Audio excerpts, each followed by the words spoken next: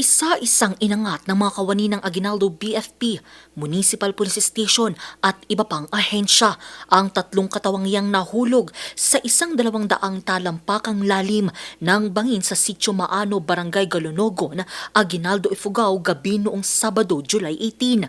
Sa investigasyon ng Aguinaldo Police, lumalabas na galing ang tatlong individual sa isang okasyon matapos ma-promote ang isa sa kanilang mga kaibigan.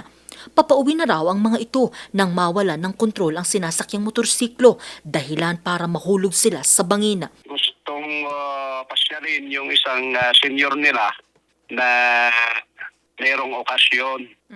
Kaya pinuntahan nila yung bahay ng isang kasama nila for a happy okasyon, ganon.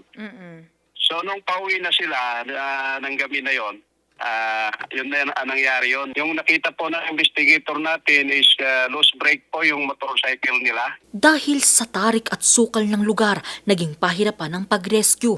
Naisugod pa ang isa sa mga biktima sa hospital pero binawian din ng buhay. Kinilala itong 19 anyos na lalaki. Nagtamo naman ng iba't ibang sugat sa katawan ang driver at isa pang angkas na kinilalang isang 19 anyos na lalaki at 20 anyos na driver.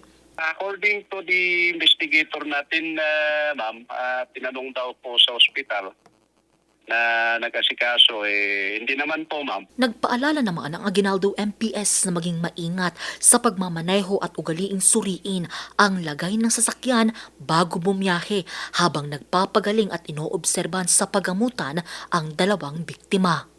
Angel Arquero, RNG News.